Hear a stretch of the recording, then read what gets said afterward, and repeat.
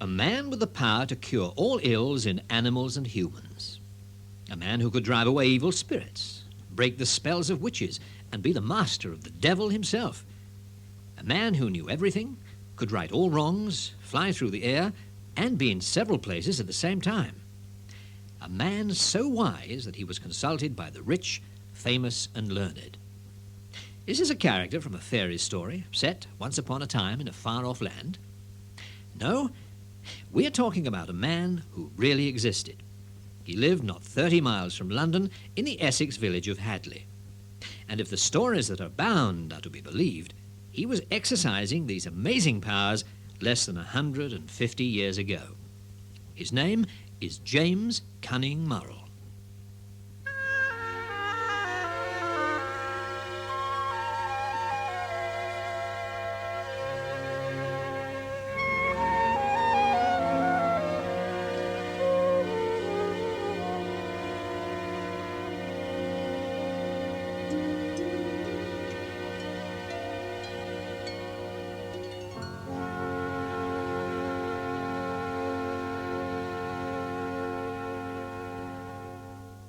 James Cunning Murrell was born in 1780 and died in 1860. It's easy to imagine that ordinary country folk living at that time were simple, foolish souls. Certainly they're not as well as informed as we are, but there's no evidence to suggest that they were any less intelligent. It could be said that what they lacked in intellect, they made up for in basic common sense. It was a time of rapidly expanding population. Families were large and poverty was seldom far away. General health in rural areas such as Hadley, where Cunning Murrell lived, was far below the level we enjoy today. Poor sanitation and water supply, unbalanced diets and unhygienic food care caused many afflictions. There was little resistance to the terrible epidemics such as cholera, which periodically swept the country, to malaria, and the scourge of the 19th century, tuberculosis. The Essex marshes were reputed to be the most unhealthy region in the entire country. All manner of sickness was attributed to their evil mists. Essex marshmen, being used to the conditions, were not themselves adversely affected, but it was their custom to seek their wives from the higher land outside the area and bring them home to the marshes. It's said that few of these unsuspecting women survived a year. Some marshmen, the story goes, got through 20 wives or more. There were, of course, doctors. Indeed, as early as 1523, an act was passed authorizing the College of Physicians to license medical practitioners. In rural areas, licensed doctors were thin on the ground, in practices which were often geographically large, though sparsely populated. There were many people who, throughout their whole life, could never afford to consult a qualified doctor. Instead, they relied on remedies handed down to them by their families or neighbors. Some of these cures were effective, having been refined by trial and error over generations. At this time, the medical establishment was still closely associated with astrology, and doctors would consult astrological charts as readily as they would their pharmacopoeia or works on anatomy. It seemed that the doctor of 150 years ago believed that the more repulsive the cure, the more efficacious the results. They prescribed concoctions containing slugs, snails, frogs, and all manner of creepy-crawly, either in part, whole, or still alive. A handful of lice dropped in a pint of ale and taken night and morning was a well-recommended cure. In Essex, consumption and whooping cough sufferers were instructed to go to the nearest farm and there to follow the plough and inhale the vapours given up by the freshly tilled soil. A more bizarre Essex treatment for a child's whooping cough was to dig a hole in the ground, press the child's head into it until a cough came, and then pull the child away and fill in the hole with all speed. Many people turned for help to the unlicensed medical practitioners. They were more readily available, their fees were more affordable, and their cures were no more extraordinary or unpleasant than those prescribed by the licensed doctors. All sorts of people offered medical services. We all know that the barber's traditional red and white pole represents blood and bandages and relates to his role as a surgeon. In rural areas, it was often the blacksmith whose services were called upon, and many were experts at bone setting and tooth extraction. At the time of James Cunning Murrell, there were more unlicensed than licensed medical practitioners. Some made major contributions to medical science, Smallpox inoculation was successfully pioneered by the Sutton brothers, both unqualified doctors. Robert Sutton practised from his surgery in Bury St Edmunds and Daniel from Ingatstone in Essex. Eventually, the Suttonian method of inoculation was adopted worldwide. Some of these rural advisors were thought to have wisdom which extended beyond healing and were consulted on a wide range of concerns. They were called the Cunning Men, and most Essex villages had one. Towns like Romford, Ongar, Billericay and Colchester would all have had several cunning men living nearby. Cunning men could cure illnesses in humans and animals, predict the future, heal lovers' tiffs, bring misfortune to adversaries, or bring rain during a dry spell. So Cunning Murrell was not the only cunning man, far from it. There were many of them. It therefore makes him all the more intriguing. Why is he remembered when so many others have been long forgotten? James Murrell was born in Rochford in 1780. He was the seventh son of a seventh son, a statistic of great significance in the world of the occult. He was always small of stature, with sharp features and alert, bright blue eyes. His complexion was ruddy, no doubt because from an early age he spent many hours walking in the countryside, observing the behaviour of the animals and studying plant life. He was the only child in the family to receive anything like a formal education, and it seems that he readily took to study. This habit stayed with him throughout his life. When James left school, his literacy and numeracy won him an apprenticeship to G. Emmons, a surveyor in Burnham-on-Crouch. For this privilege, his father paid his mentor a premium of £10, a considerable sum of money in those days. We don't know what profession James's father pursued, but he was clearly more wealthy than a labourer. It was quite likely that James's elder brother or brothers followed their father in his line of business, but that there wasn't enough work to support James as well. This was an age when a skilled man stuck to the same profession or trade all his life. But here, James Murrell seems to be something of a rebel. When we next hear of him, he is no longer a surveyor. He has moved to London and is working as a chemist's stillman. Perhaps there were economical reasons for his move, or perhaps he found Burnham-on-Crouch too parochial and he was lured to London, which he would have seen as an exciting centre of learning and discovery. Working with a chemist, James would have no doubt taken every opportunity to study the pharmacopoeia and other works of reference of the day. He would have listened to the scientists and physicians who visited the chemist and learned to identify, measure, and prepare chemical elements and record his findings. We now find another strange switch in his career. He became trained as a shoemaker. Maybe the chemist found him once too often studying when he should have been working. Or perhaps the chemist had had enough of this impudent young upstart, with more book learning than was good for him, criticising the way he mixed his chemicals. We can only speculate. It may well have been that James began to think that his work as a stillman wasn't leading him anywhere. Or perhaps he simply wanted to settle down with a wife and family, and decided that shoemaking would offer him a better income, and the opportunity of becoming his own boss. There is no reason to believe that James forsook his studies while he earned his living as a shoemaker. It may well have been at this time that his mind turned to the subject of astronomy and astrology. We can only guess when his many-faceted mind turned to the occult. He had returned to Essex in the early 1800s and set up in business as a shoemaker in Hadley. He rented a weatherboarded cottage in Endway near the middle of the village. Here he lived with his wife and his rapidly expanding family. In all, he is recorded as having 14 children, 8 of which, including twin baby boys, died in infancy. I don't think it was ever his conscious decision to become a cunning man. I think it just crept up upon him. He would naturally talk to his customers as he plied his trade.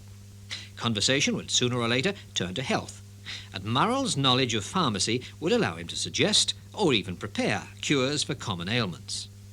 It would not have been long before people realised that his cures worked. They would come back for more and recommend the shoemaker in Hadley to their neighbours. He was becoming a cunning man. He certainly had more scientific knowledge than the average person. He also had great powers of concentration and observation, and he recorded what he saw. Today we are inundated with information. In his day, his ability to apparently see all and hear all must have impressed all who consulted him. It may well be said that rather than understanding the supernatural, Cunning Murrell simply understood human nature. He also understood animals, But his reputation as a veterinary surgeon probably had more to do with his knowledge of herbs and natural cures than with the magic spells he is said to have recited when treating a sick cow or horse. But he didn't take financial advantage of his abilities or the faith people showed in him. Indeed, the Murrell family seems to have constantly lived on the brink of destitution. It is on record that in 1823 the bailiffs were called in over a sum of £4, this being the unpaid rent on his cottage. In 1839 his wife Elizabeth died at the age of 49, and after that James was looked after by his daughters Eliza, who was 20, and Matilda, aged 18. Also living in the Endway cottage was his youngest son Edward, an 11-year-old, and 4-year-old Eleanor. South East Essex has always been known as witch country. Rural folk believed completely in witches and their evil powers, and most accidents, afflictions, or misfortunes were attributed to them. Sooner or later, James Murrell would have been approached by some frightened person, begging to be released from a witch's enchantment. It may have been at this time that he began to study and put into practice his famous conjurations, incantations, and magic charms. It seems that at first he was sceptical of the powers of the supernatural. Indeed, reports suggest he was rather surprised that they worked at all.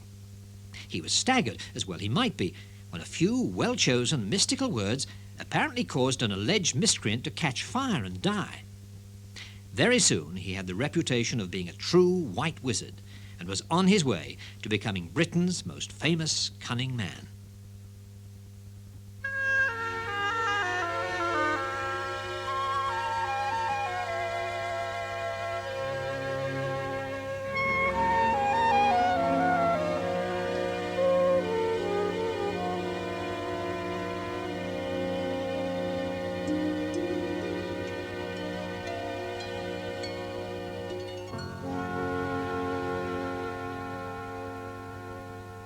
The Strand magazine was a well-respected and widely read London-based journal, with several well-known authors amongst its contributors. A 1900 edition carried a detailed account of Cunning Murrell. It was written by Arthur Morrison. Morrison was familiar with rural Essex, and he became fascinated by the stories he heard of the Cunning Man of Hadley. He was amazed that apparently rational people were convinced that a wizard with awesome powers should have lived so close to London and in living memory. Morrison must have been aware of the accounts of Murrell published by Philip Benton in his History of the Rochford 100, but the journalist in him told him that he must go to Hadley amongst the ordinary people and find out for himself. It was an excellent subject for an article, perhaps even a novel. The Hadley that Arthur Morrison arrived in just before the turn of the century was very different from the Hadley of today. It had remained the same for centuries, a sleepy, isolated little straggle of dwellings with several alehouses, a few shops, a forge and a church, serving a sparsely populated farming community. In thought and knowledge, it was 100 years behind London, only 37 miles away. Arthur Morrison took with him his friend John Louis Wimbush, the painter, and together they interviewed the people they met. Gradually, a fascinating story emerged. They asked about witches. "Witches," said one old lady. "We've got witches even to this day. It was Cunning Murrell's prophecy." They wanted to know more. "Witches will exist in Lee for 100 years, she told them. "But in Hadley there'll be 3 forever, and Canewdon there'll be as many as 9. Morrison and Wimbush made their way to the Castle Inn, the centre of village life and a rich source of local knowledge. There they met the landlord, John Cracknell, an astute and helpful man who over the following years Morrison got to know quite well. Cracknell had grown up in Hadley, and his childhood recollections of Cunning Murrell were crystal clear. He showed the 2 investigators landmarks associated with the Cunning Man, and in particular the rented cottage where he had lived. This was around the corner from the Castle Inn down a narrow thoroughfare called Endway, immediately opposite the south door of the Church of St. James the Less. Today the cottage is gone, but in the 1890s it was still there and lived in. Morrison was able to include a photograph of it in his Strand magazine article. He describes it as an ordinary clapboarded 2-floored little cottage, one of a row of half a dozen or so. He asked its tenants, a charming old couple in their 90s, if they would permit him to see inside. They showed him through the low front door straight into a little keeping room, an old Essex term for a living room. It was into this room now bright, clean and comfortable, that the wizard had received his clients. In those days its walls would have been thickly hung with the herbs that the cunning man was always collecting. The tenants showed Morrison and Wimbush around with great enthusiasm and pride. They believed wholeheartedly in the wizard's powers. They eagerly told them of his miraculous cures, the way he was able to recover linen stolen from hedges, and of the astonishing accuracy of the prophecies he made by consulting the stars. They went to great pains to convince the two visitors that Cunning Murrell was a white and lawful wizard who schemed to defeat the wicked designs of witches, and they insisted that it was no sin and quite proper for ordinary folk to employ the powers of Cunning Murrell. The old couple told the investigators about the famous case of Sarah Mott of High Street, Hadley, a terribly afflicted young woman who was so overwhelmed by witchcraft that she involuntarily ran around tables in a wild panic and walked around the ceiling, head downwards, like a bluebottle. Cunning Murrell was summoned, and she was soon released from the witch's possession. Apparently, Murrell had several methods of destroying diabolical influences. One he particularly favoured was the witch bottle. A small iron bottle had blood, water, fingernails, hair, pins, and other small items intimately associated with the possessed person placed in it. The stopper was screwed down to make it airtight, and the bottle placed on the fire. The witch bottle would burst violently, and as it did so, so too would the wicked influence of the witch be shattered and the victim released. Morrison was delighted to learn that the blacksmith who had made the witch bottles was still alive. His name was Stephen Choppin. He was even more delighted to learn that Edward Murrell, the cunning man's son, was also alive. He lived at nearby Thundersley. The investigators were eager to go and see him for themselves, but first they made a call on Stephen Choppin, the retired blacksmith. His forge in the High Street had long been replaced by what Morrison described as one of those terrible new shops, and he lived with his wife in a pretty little house on the outskirts of Hadley. Choppin was happy to talk to them about Cunning Murrell, but sorry that he didn't have an iron witch bottle to show them. But he was able to show them a pair of the cunning man's spectacles. They were clumsy and quaint, with circular glasses and heavy, thick iron rims. Having examined them carefully, Morrison concluded that they'd been made for a small head, thus confirming the numerous recollections he had heard that Murrell was a small man.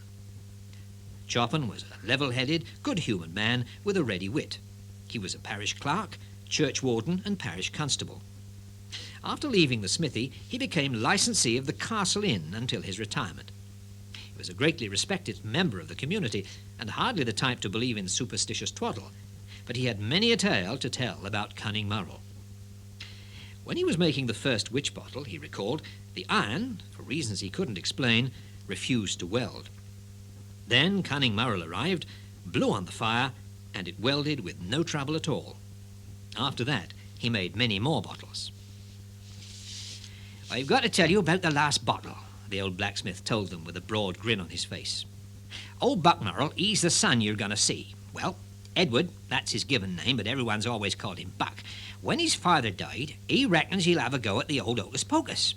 Well, Buck, he can't as much read, let alone have the learning of the old man. But he thinks a bit might have rubbed off on him. Well, he gets talking to this chap what suspects he's found a witch, and Buck says he knows what to do. He gets the last of the bottles what I made and fill it up just as his father did. You mustn't say a thing, he tells this chap, lest you spoils the charm. And with that he does up the bottle and shoves it on the fire. Well, some of my bottles were tougher than the others, and this one was a real good one. It boils away, and it boils away, and still nothing happens. And they sit there either side of the grate a-waiting and a-waiting. I've had enough of this, says the other chap after a while. This bottle ain't going to work, and he gets up to leave. Don't do that, shouts Buck. Now you've gone and spoiled the charm. At that very moment, the bottle explodes and bundles the pair of them over neck and crop on the floor. There's pots and kettles falling all around him, and soot and smoke everywhere.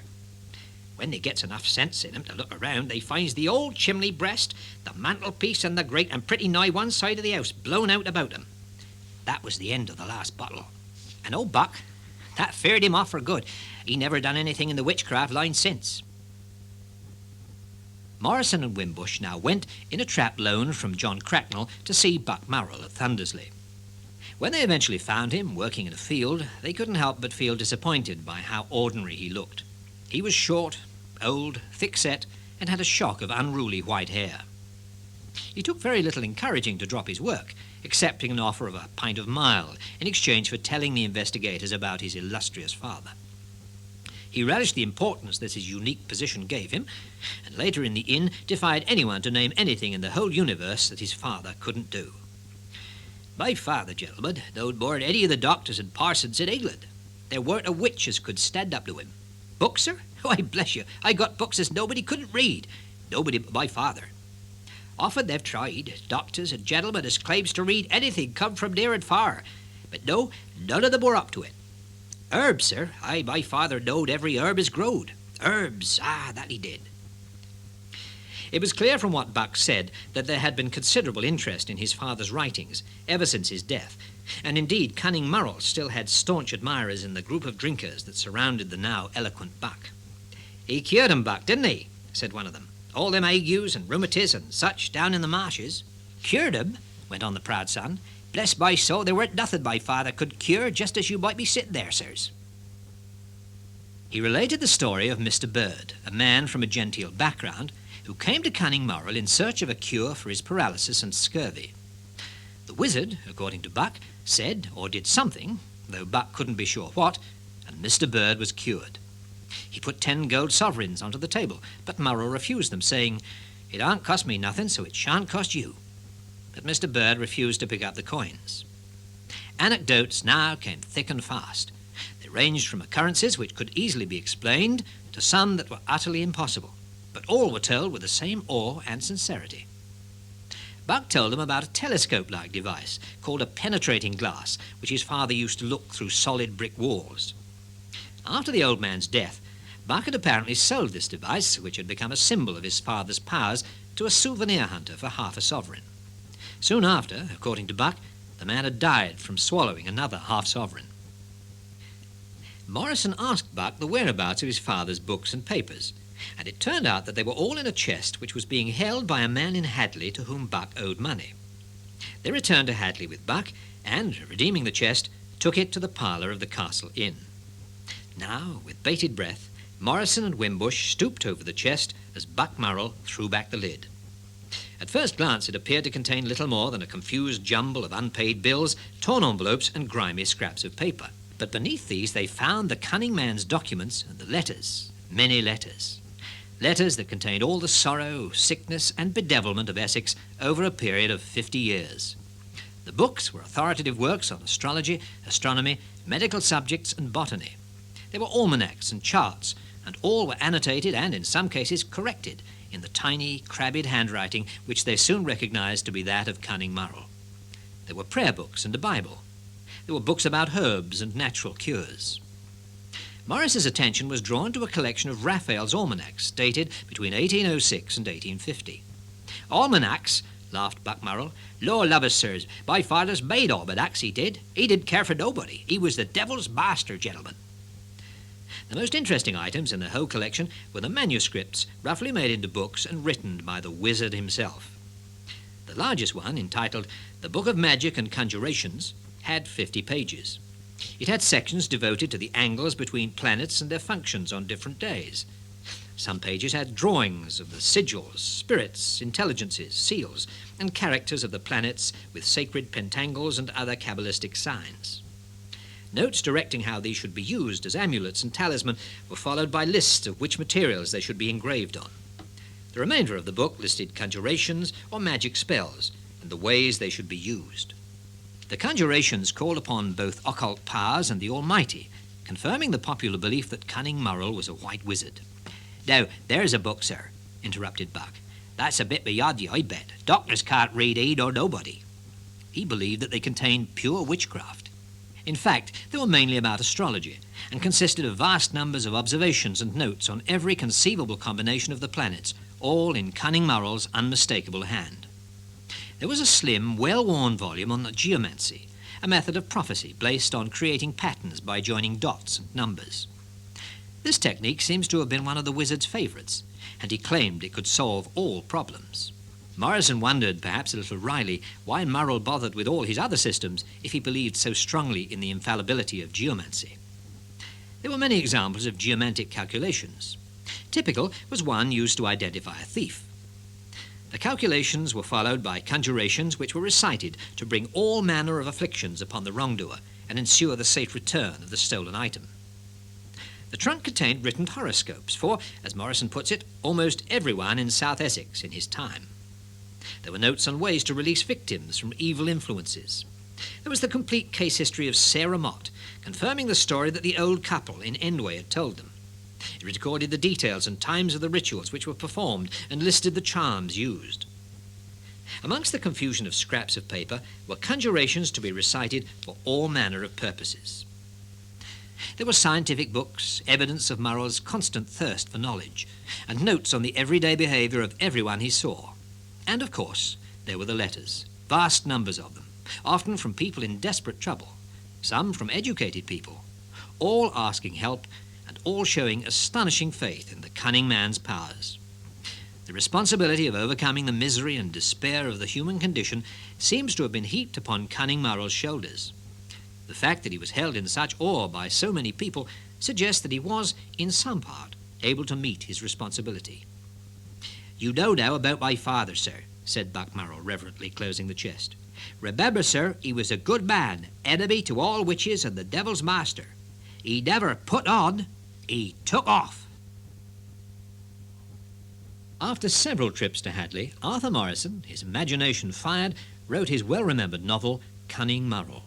It was first published in 1900 by Methuen, and its beautifully atmospheric word portraits of the people of Hadley and its quaint graphic descriptions of the village and rural landscape are a joy to read.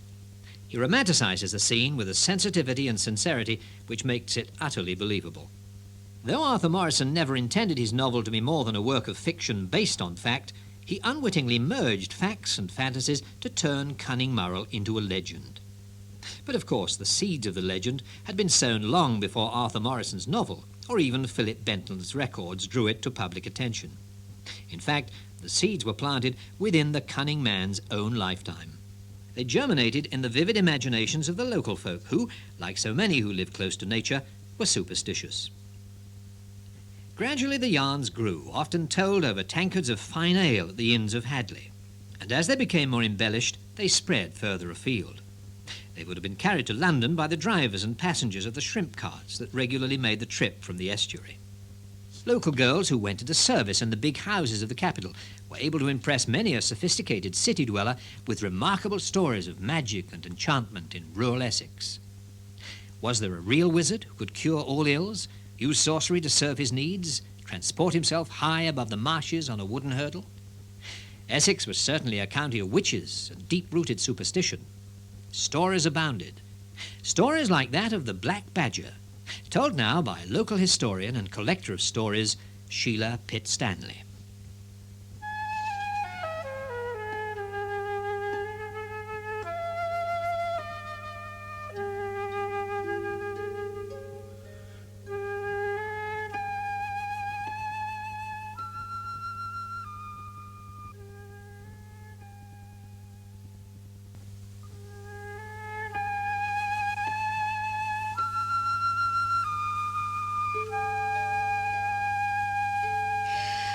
For the landlord at the Crown Inn in Hadley High Street, market day was always the busiest day of the week. Today had been no exception, and he was relieved when at last he closed the doors behind the last stragglers, now tottering homewards across the fields towards Dawes Heath Lane and their beds. With lantern in hand, he checked each tap room and bar. It would not be the first time that a customer the worse for too much threepenny had been found slumped under a corner table. He went from room to room, securing each of the doors and windows, ensuring that they were barred and bolted for the night. At the rear of the inn, he paused to survey a stack of empty casks piled in the yard, a look of satisfaction on his face. "There's been some ale drunk here today, and no mistake," he thought to himself. He turned and went back inside, sliding the bolts on the yard door. From the parlour, the sound of jolly chatter greeted him. His brother and Mr. Lloyd the baker were still deep in conversation. He entered the room to find his brother sitting with his feet up on the hearth, listening to Mr. Lloyd, who was leaning against the mantel with a large pewter mug in hand. "I never heard such a noise," he was saying. "It practically woke the entire village. When I got there, the smoke had cleared, and they was all out, excepting Cunning Murrell, who strolls out from the house as calm as you like, saying, "It is done, and it is done well." Him and his witch bottle, ha! It were done all right. You never heard such a bang. Poor old Mr. Cole. He don't know whether to laugh or cry. And all the women standing around, sobbing, and Cunning Murrell standing there in the middle of them all, as proud as you like. I tell you, you should have been there. Just as the landlord was about to enter the room, a noise from the yard drew him back. Suspecting a prowler, he looked out of the window, but could see no one. Picking up an old pump handle he kept by the door, he burst into the yard. "You can come out," he shouted, thumping the pump handle on the nearest cask. "I knows you're there." The noise of the falling casks and the landlord shouting brought his brother and their neighbour hurrying into the yard. "What's all the noise?" they called. "Dunno," said the landlord, "but I reckon someone's a-hiding behind them casks." Holding up their lanterns, they peered into the darkness. From above them came a low growling sound which sent shivers down their spines. Reflected in the glow of the lamp, a pair of eyes stared down at them. "It's one of them blasted badgers," said the innkeeper. "I've got you this time. I'll teach you to come a-prowling around in my yard." "Oh, let him be," said the neighbour. "He's only after scraps." "Scraps?" said the landlord, taking a further swipe into the direction of the noise. "Scraps? I'll give 'em scraps. They got into my food store, they did, last week, and nearly ruined the lot." He rushed forward, waving the pump handle high above his head. He aimed a blow at the snarling creature, but couldn't be sure if it hit its mark. The badger leaped past them, out of the yard, and yelping, it ran off down the high street. "I think I hit it," said the innkeeper, "and there's blood on the pump handle. Come on, I'll finish him off." 3 of them took off in hot pursuit of the wounded badger. From the bedroom window of his butcher shop next to the Castle Inn, Thomas Baldwin peered out, eager to see the reason for all the noise. He watched the badger dash past, limping and attempting to hold up an apparently injured paw off the ground. Close behind came the landlord of the Crown, his brother and Mr. Lloyd the baker, and at their heels several local dogs had joined in the chase. The badger rounded into Castle Lane, but on reaching the corner, the 3 men found that their quarry had vanished into the darkness. Ahead of them, sprawled across the path, lay an old woman, Nanny Lay. She was clutching her shoulder, which was obviously giving her some pain, and swearing under her breath. The 3 men tried to help her to her feet, but she pushed them aside. "Leave me be! I want no help from men," she spat, and hissing oaths staggered to her feet and brushed herself down and hurried off into the night.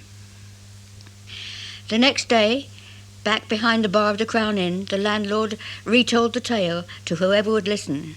With every telling, the tale became a little more exaggerated. "I knew there was something strange about old Nanny Lay," said one of the regulars. "You reckon that she turned herself into a badger, do you?" "I'm not a saying one way or t'other," said the landlord. "All I know is that when we got into Castle Lane there ain't no badger to be seen. Just this old woman sprawled across the path, clutching her shoulder and swearing." "That woman's been going daft ever since her husband left her a year back," said someone. "If she's a witch, Cunning Murrell'll have her measure soon enough." It did not take long for the story of how the badger had disappeared and how Nanny Lay was to be seen in its place to circulate around the village. "Nanny Lay must surely be a witch." It was a reputation which she would never live down. Nanny Lay's 2 sons were heavily involved in the organisation of the village smuggling activities. Although concerned for the well-being of their mother, the 2 soon realised that the rumours about her powers and her supposed ability to turn herself into a black badger at will helped to keep prying eyes away from the cottage during the hours of darkness. Nanny Lay's reputation was in no way diminished by a further story which was related by the smugglers to their fellows in the Castle Inn one evening. It was a chill November night. The clouds hung heavy in a moonless sky over the village of Hadley. To the south of the village, atop of Castle Hill, stood a lone figure. He could have been a statue, but for the faint glow as he drew on a pipe which hung loosely from the corner of his mouth. Cunning Murrell, White Wizard, was on one of his customary journeys in the night, absorbed by his studies of the heavens. A noise below him broke his concentration, and silently he slipped from view behind the castle ruins. He watched as a group of Hadley smugglers, having met a boat just off the marshes in the Benfleet Creek, returned to Hadley over Castle Hill en route for Dawes Heath. Their pack ponies were laden with tobacco and brandy. When they came level with the Cunning Man, he stepped from his place of concealment and stood defiantly before them. Without saying a word, he turned and set off in the direction of Benfleet. The smugglers said nothing, but continued on their way. As they reached the brow of the hill, the moon broke through the overcast sky, and for a brief instant they saw ahead of them Nanny Lay, and she appeared to be dancing in the moonlight. The smugglers had hardly time to take in this bizarre spectacle before the clouds again covered the moon and all around them was black. From out of the darkness a badger rushed towards them, scattering them like ninepins. The pack ponies, terrified by the sudden activity, fled in all directions. It took an hour or more for the pack ponies to be rounded up, and the journey up Castle Hill continued. It was the custom that on all smuggling runs a cask of brandy was left on the doorstep of prominent people in the village in exchange for their silence. As always, Cunning Murrell received such a payment. On this particular night, the rush lamp was still burning in Murrell's keeping room. Thinking to see one of Murrell's sons, a smuggler knocked on the cottage door, and to his great surprise, the door was opened by the Cunning Man himself. Thrusting a cask of brandy into Murrell's outstretched hands, he made off at all speed to join his friends who were waiting for him behind the castle inn. "What's up?" said one of them. "You look as if you'd seen a ghost." "I reckon I have," came the reply. "I've just seen the Cunning Man himself, as large as life, right here in the village." "Can't be," said another. "We all just seed him a-going off towards Benfleet." "It'll be true what they say," said another. "He can fly through the air." There have been many instances of badgers becoming linked with the black arts. Even after Cunning Murrell's death in 1860, the rector of St James's Church reported seeing a black badger burrowing into the side of the Cunning Man's grave, a fact which only confirms the suspicion of many Hadley folk that the spirit of James Cunning Murrell had indeed lived on, and indeed always will. Stories about the many incredible exploits of Cunning Murrell abound. Hard facts are far more difficult to come by. Most articles written about him seem to take their information from the accounts published by Philip Benton, recorded 7 years after the wizard's death, and the findings of Arthur Morrison, gathered some 25 years later. Often this information is accompanied by general assumptions and speculations drawn from the wealth of written material about witchcraft in Essex. There is an abundance of this, as Eric Maple, the eminent Essex writer on the occult, would point out. He has been a tireless and meticulous researcher into Murrell for many years, and has unearthed and published a great deal of valuable material. From what he and other researchers have written, we can confidently conclude that a large number of people genuinely believed that Cunning Murrell had powers which were to be feared and respected. Any evidence that he had supernatural powers can only be, alas, hearsay, passed on by word of mouth over a lengthy period of time. But there is concrete evidence of some of his activities. Some of his papers do survive today, and they make it clear that he did have extensive knowledge of astrology, geomancy, natural cures, and occult rituals. 2 of his wooden chests still exist, one of them in the custody of the Central Museum, Southend. And what of the many letters we have heard so much about? Many of them existed until 1956, when huge bundles of them, along with other documents, were burnt by a descendant of Murrell's, who believed they were of little importance. While we're on the subject of letters, there are accounts that at the height of his popularity, the post office at Hadley handled 3 times as many letters for Cunning Murrell than it did for all the other people living in the area put together. We do have a good idea of what he looked like. There are some written accounts of his appearance, and John Louis Wimbush produced some black and white illustrations of him from descriptions given by eyewitnesses. He was only 5 feet tall, with sharp features and alert eyes. When he went out, he wore a blue frock coat with brass buttons, and on his head a hard glazed hat similar to those sailors used to wear. He carried a large gingham umbrella with thick whalebone ribs, each tipped with a white china knob. From its handle hung a small, frail basket to carry the herbs he gathered. A possible reason why there is little recorded evidence of events in Hadley is that the village was far more isolated in Murrell's day than we could ever imagine when we look at it today. Little news went out, and little news went in. They received the Chelmsford Chronicle from passengers of the passing coach, often many days after it was published, and the shrimp carts provided the only other regular link from the outside world with their trips to the London markets. Even the London, Tilbury and Blackwall Railway, when it arrived in the 1850s, followed a course nearer the river and passed Hadley by. Of course, facts about the people in the area are recorded in parish and civil records.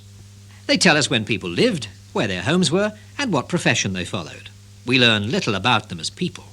If only we could handle what they handled, or used what they used, we would learn so much more about them. Wouldn't it be splendid if we came across a witch bottle, or if someone was clearing out a dusty attic and Cunning Murrell's iron-rimmed spectacles came to light? Or perhaps his penetrating glass, the strange wooden telescope he used to look through brick walls. This device is rather curious. Murrell had the respect of generations of believers, yet he seems to have stooped to what was almost certainly a crude music hall trick to impress them. It was a double telescope. A series of mirrors diverted the light so that it bypassed the object lens of the telescope. Someone was invited to look through the eyepiece and place their hand over the other end. They were duly amazed when they appeared to be looking straight through their own hand. But the penetrating glass was lost long, long ago. Let's face it, there's very little hard evidence to support even the less bizarre claims made about Cunning Murrell, let alone the more outrageous ones. He had power because those who sought his help, and often received it, believed he had the power. We find ourselves wondering if tangible evidence of his magic ever existed, or whether trying to find it would serve any useful purpose. Cunning Murrell had his critics. Some said that he was a filthy, arrogant old trickster who kept the myths of witches and black magic alive so that he could prey on the fears of simple country folk. They say that if he really practiced witchcraft, he would have been arrested because it was an indictable offence. They're quick to connect him with smuggling, suggesting that he spread fear to keep honest people indoors at night so that the smugglers would remain unseen. I think that we can safely assume that he did use trickery, and he probably did nothing to discourage people's belief in his sorcery or his ability to release them from mysterious forces. But many of his cures depended on the patient's belief in his powers, and if he needed to feed the imagination to bring about a cure, then perhaps the end justified the means. He was certainly a hard worker, both as a herbalist and as an astrologer. Incidentally, when he died, a horoscope for Queen Victoria was found among his things, and he made very little money from his services. He only charged patients what they could afford, as we'll hear in this story from Sheila Pitt Stanley. It was a Saturday afternoon in the week leading up to Christmas celebrations. St Clement's, the parish church of Lee, standing high on a hill overlooking the town, was a hive of activity. From within the church came the sound of the choir practising in the north aisle. The rector, the Reverend Christopher Harrison, sat watching a group of young people from the old fishing village put the finishing touches to the Christmas decorations. Wreaths of evergreen, holly and ivy hung in profusion, and the heavy scent of pine filled the air. As the afternoon drew on and the light began to fade, the young people made ready to return to the village at the foot of the hill. At the back of the church, they stood for a moment in silence to admire their work. The rector walked with them to the church doors and stood bracing himself against the chill winter wind blowing off the estuary. He watched as they made their way safely down the hill towards Eden Lodge and onto the old town. He looked up in the sky, which was darkening rapidly. "It'll be a hard frost tonight," he said to himself. And turning quickly, he closed the doors and returned to the warmth of the vestry to prepare for evensong. Rosie Little was 17. She was a shy girl and lived alone with her father, a fisherman, in a small cottage on the Strand in the heart of Lee Old Town. Rosie and her boyfriend John had been at the church that afternoon preparing the nativity scene. She had become so engrossed with her task she hadn't noticed the fading light or her friends as they left. Indeed, she hadn't noticed that John had slipped away earlier. Rosie stood up and looked around her. Where was John? He must have gone with the others. Putting on her shawl, she walked slowly to the porch doors to wait for the rector. It was then that she heard a stifled laugh not far from where she was standing. The sounds were coming from behind the door at the foot of the steps to the bell tower. Curious, she moved closer. The door was ajar, and through the crack she saw John. He didn't go home after all, she thought. He's hiding. Rosie was just about to throw open the door and surprise him when she realized he wasn't alone. With him was her best friend, Elizabeth. Oh, how her heart sank. For just as she looked, Elizabeth leaned forward and kissed John. Rosie could bear to see no more. Her eyes brimming with tears, she fled from the church. And that night, unable to sleep, with her mother's old shawl pulled tightly around her shoulders, she sat by the window of her room.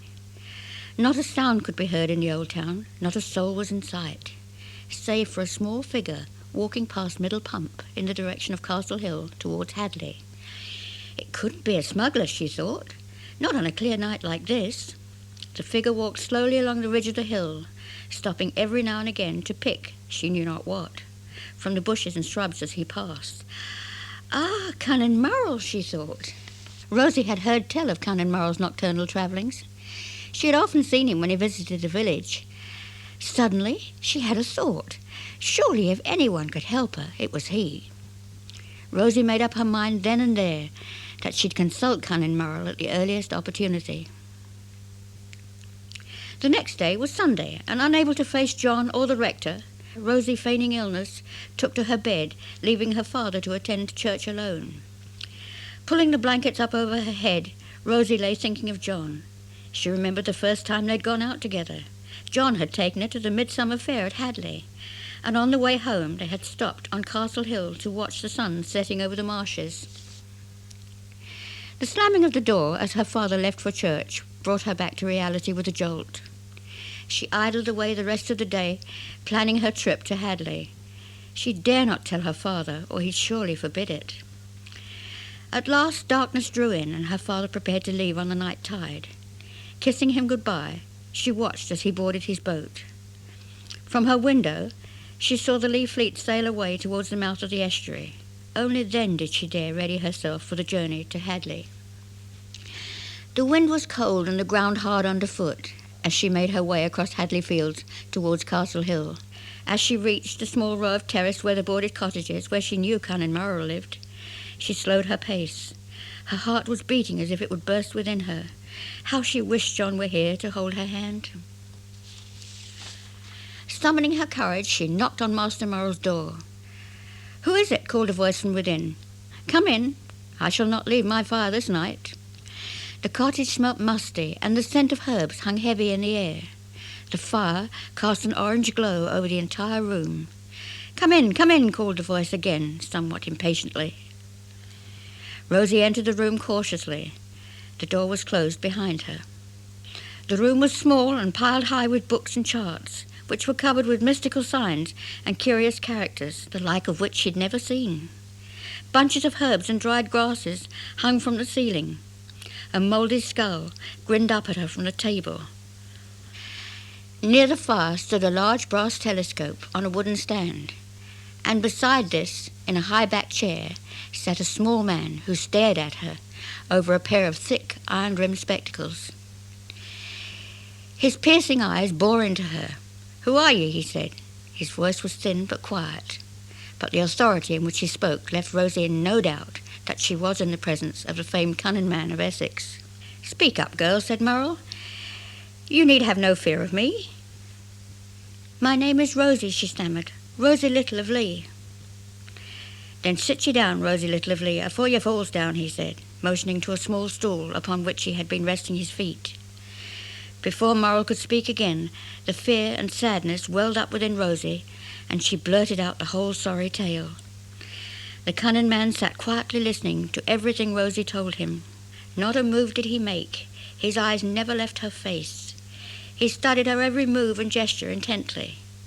"Please, Mr. Murrell, sir," she sobbed, "get my John back for me, please." Rosie held on to Cunning Murrell's scrawny hand tightly, looking imploringly into his eyes. Cunning Murrell raised one eyebrow and frowned. "Well, young Rosie," he said at last, "I'll see what I can do." He reached up to the mantelshelf and picked up a lamp, which he lit with a spill from the fire. Crossing the room, he began to rummage in a large leather-covered chest, all the time questioning Rosie as to her age, time of birth, her parents' birth dates.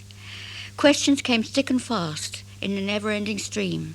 Finally, with the books he sought clutched tightly to him, he slammed shut the lid of the chest and set himself before the large oak table which occupied the centre of the room.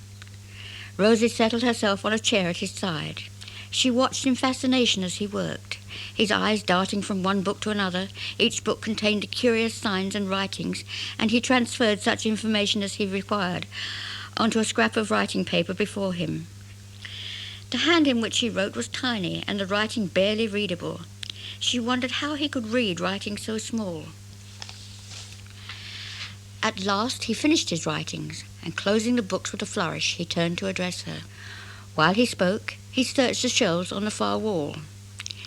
After much clattering of bottles and jars, he returned to the table with a small wooden box, the label of which carried the same spidery writing as the books he had earlier consulted at such lengths.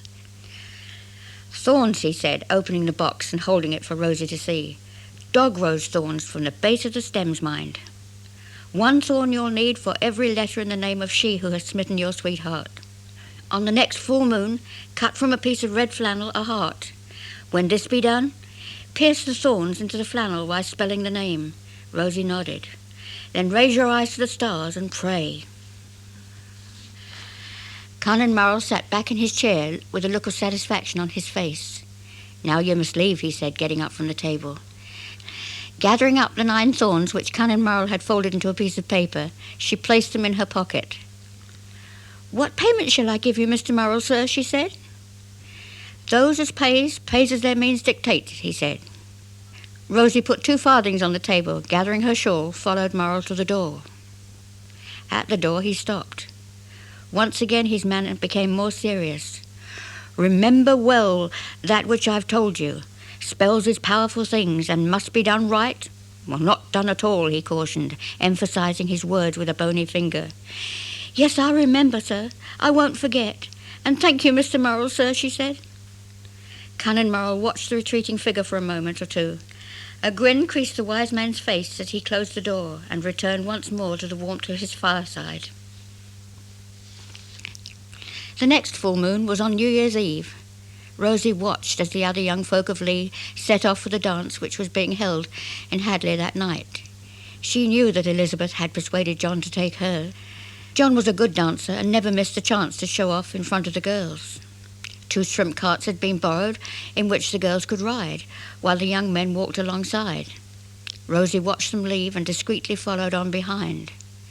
Her hand clutched tightly a dolly bag in which lay the thorns and the red flannel heart, just as Cunning Murrell had directed. When at last they reached the hall, Rosie held back at the door till they were all inside. Then she stood talking to the old fisherman who had driven the shrimp carts from Lee. And so the evening passed. As midnight approached, Rosie slipped quietly away, and alone, she opened the bag she'd been clutching so tightly and got out the 9 dog rose thorns and the red flannel heart. Cunning Murrell's words echoed around in her head. Spells is powerful things and must be done right or not done at all. With trembling hands she proceeded to pierce the heart as Master Murrell had instructed. "E," she said, pushing the thorn into the red flannel heart. "L," another thorn. "I." She continued to press all the thorns into the cloth. With the last thorn in place, she lifted her head to the sky and tightly closed her eyes. Just as she did so, a deafening explosion broke her concentration. What had she done? She screamed in terror and fainted dead away.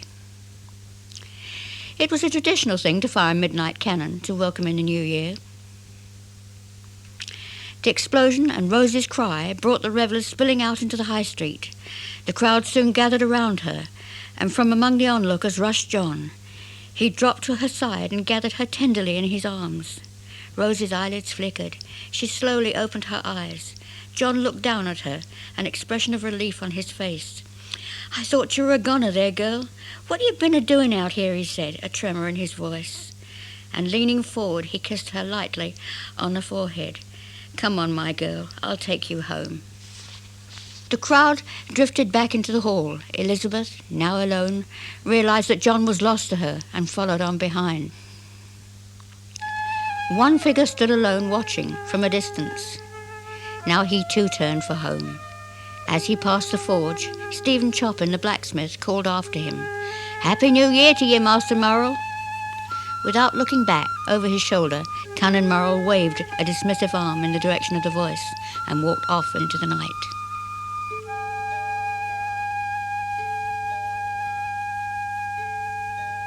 As Christmas 1860 approached, James Cunning Murrell took to his bed.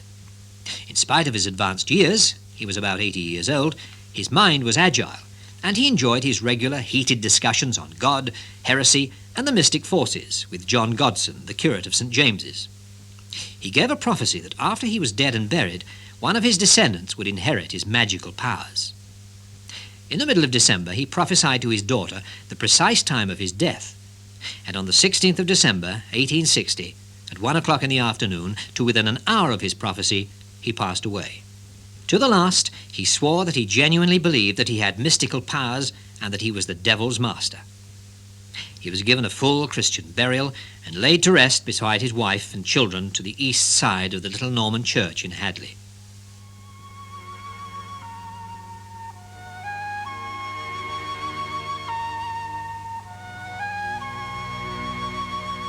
For several years after his death, a lonely figure in a shabby blue frock coat and hard glazed hat, similar to those which sailors used to wear, was seen gathering herbs from the hedgerows in the falling dusk.